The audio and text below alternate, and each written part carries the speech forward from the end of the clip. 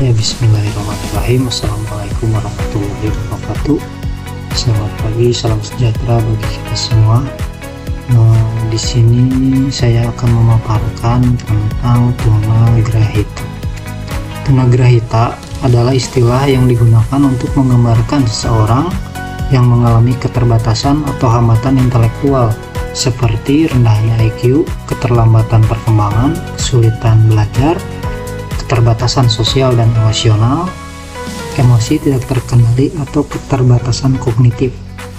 Dalam artian lain, orang dengan tunagrahita memiliki kemampuan belajar, memahami, dan memproses informasi yang lebih lambat atau terbatas dibandingkan dengan orang pada umumnya.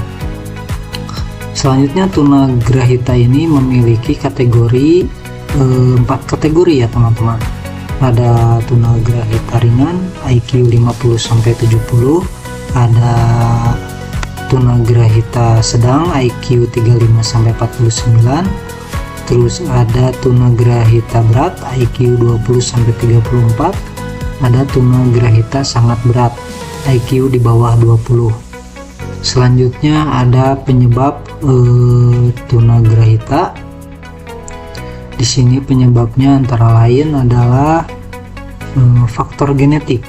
Faktor genetik ini adalah atau yang dikenal dengan sindrom Down.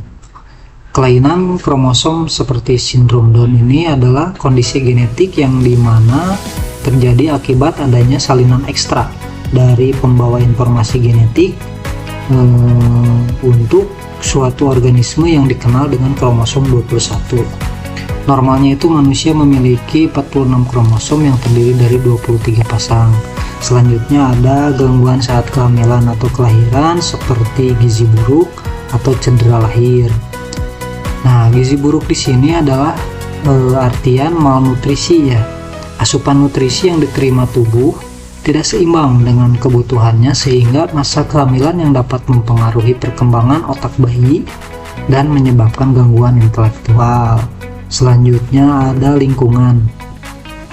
Nah, lingkungan ini kekurangan stimulasi mental pada anak-anak, khususnya bagi anak-anak dengan tunagrahita. Berarti mereka tidak mendapatkan kesenangan yang cukup untuk mendukung perkembangan otak dan kemampuan kognitif mereka.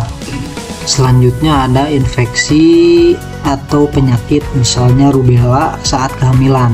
Pertama, infeksi rubella pada ibu hamil terutama pada trimester pertama dapat menyebabkan sindrom rubella yang dapat mengakibatkan cacat lahir seperti gangguan pendengaran, gangguan penglihatan, kelainan jantung bawaan, dan tentunya dapat mengakibatkan keterbelakangan mental atau yang bisa disebut dengan tunagrahita. Mungkin itu saja yang dapat saya paparkan. Mohon maaf. Assalamualaikum warahmatullahi wabarakatuh. Atau dengan anak gangguan intelektual ataupun disebut dengan intellectual disability memiliki beberapa karakteristik yang berhubungan dengan perkembangan kognitif, sosial, dan emosional. Beberapa ciri umum yang mungkin tampak pada anak tunagrahita yaitu kognitif. Perkembangan intelektual terbatas, biasanya memiliki di bawah rata-rata, umumnya 70. Kesulitan berpikir abstrak. Anak mungkin mengalami kesulitan dalam memahami konsep abstrak atau ide yang kompleks. Memori jangka lemah. Mereka seringkali kesulitan mengingat informasi dalam jangka pendek. Lambat belajar.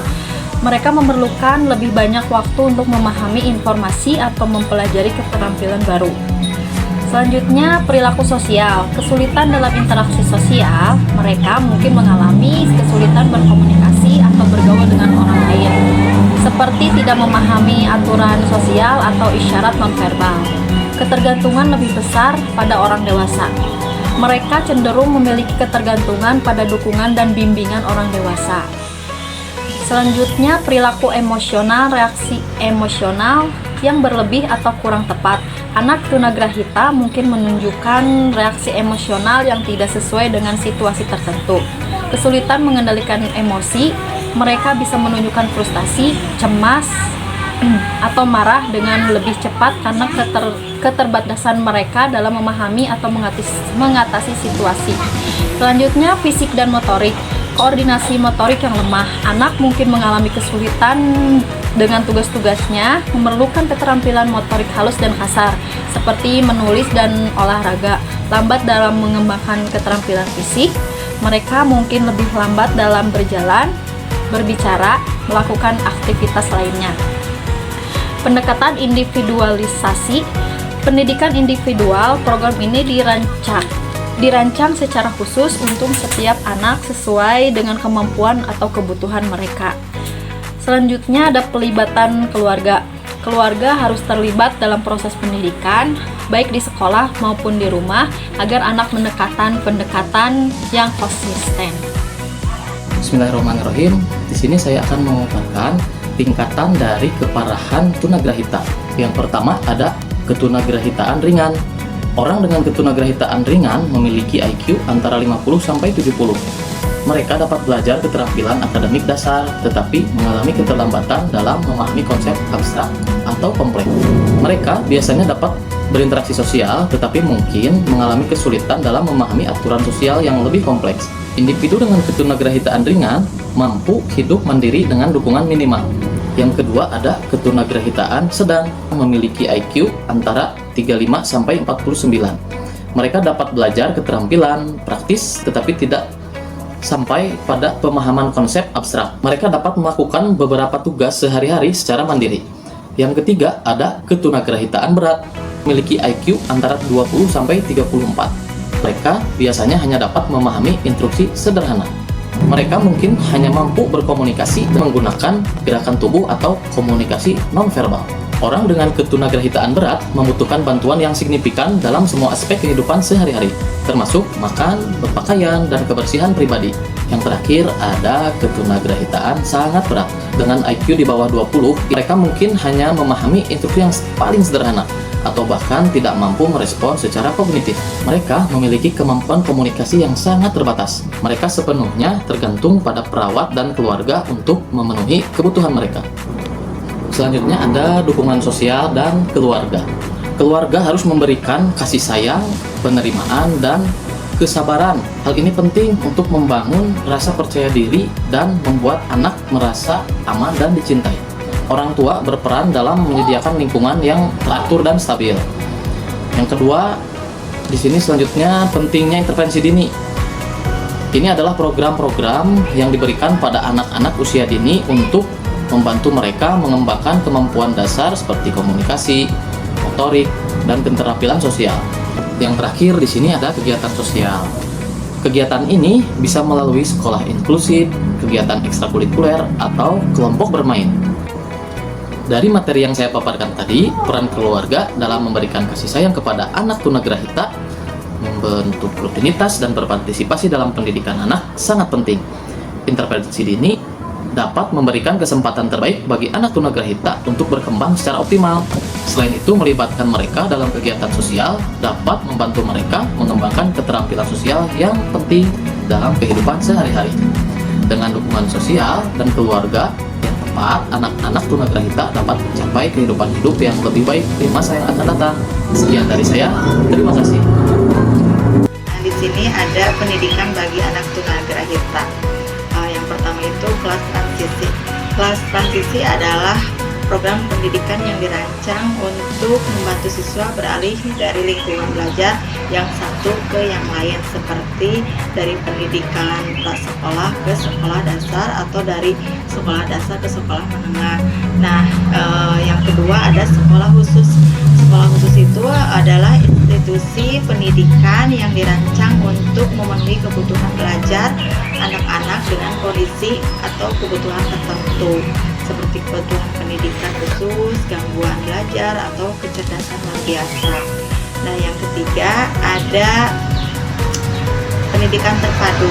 Pendidikan terpadu itu adalah pendekatan yang menggabungkan berbagai disiplin ilmu atau mata pelajaran dalam satu pengalaman pembelajaran yang koheren. Nah, yang keempat itu ada program sekolah di rumah atau homeschooling, yaitu pendekatan pendidikan di mana orang tua atau pengasuh mengajarkan anak-anak di rumah, alih-alih mengirim mereka ke sekolah formal. Ini mungkin menyesuaikan kurikulum sesuai dengan kebutuhannya. Nah, yang kelima itu ada pendidikan inklusif.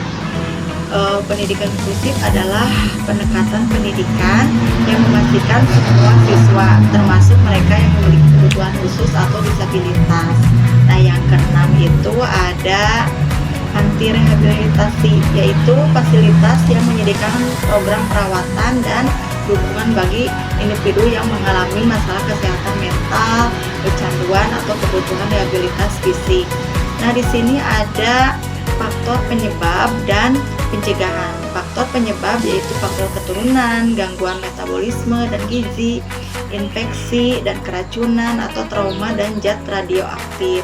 Nah, adapun usaha pencegahannya, yang pertama adalah diagnostik prenatal, imunisasi, tes darah atau pemeliharaan kesehatan, sanitasi lingkungan, dan penyuluhan genetik ataupun tindakan operasi. Nah, itulah pendidikan untuk tunagrahita dan faktor dan pencegahan untuk tunagrahita. Baik, terima kasih. Sekarang saya akan menjelaskan atau memaparkan ya terapi anak tunagrahita ya. Jadi terapi ini itu dengan keterbelakangan mental ya, melibatkan berbagai pendekatan untuk membantu mereka berkembang secara fisik, sosial, emosional, dan kognitif. Nah, di sini ada beberapa jenis terapi yang umum dilakukan ya. Ada terapi okupasi ya, prinsip dan pelaksanaannya. Jadi di sini tuh membantu si anak mengembangkan keterampilan sehari-hari ya dan mandiri melalui aktivitas yang bermakna ya. Terus di sini ada terapi bermain.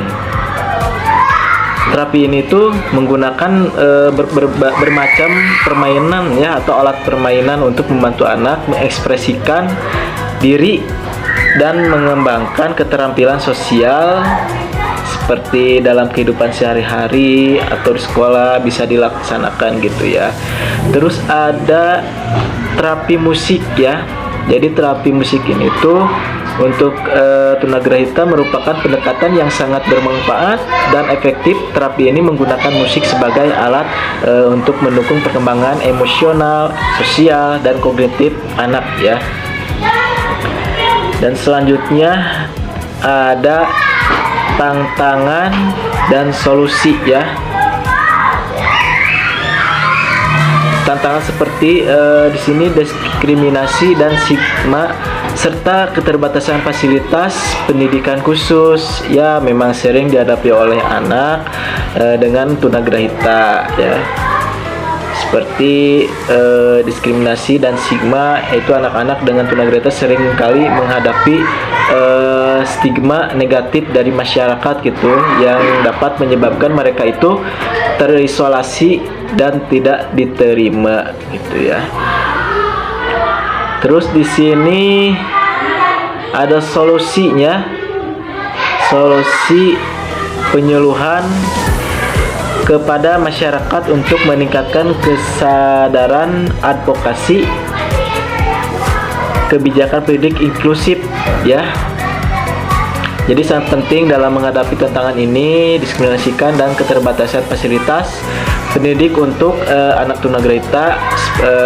Di sini ada penjelasan lebih lanjut ya tentang kedua solusi tersebut, yaitu penyuluhan kepada masyarakat untuk meningkatkan kesadaran ya. Terus ada advokasi kebijakan pendidik inklusif. Jadi dengan implementasi yang konsisten dari kedua solusi ini diharapkan dapat menciptakan lingkungan yang lebih inklusif dan mendukung bagi anak-anak dengan tunagrahita serta mengurangi diskriminasi yang mereka hadapi dalam masyarakat. Begitu, terima kasih.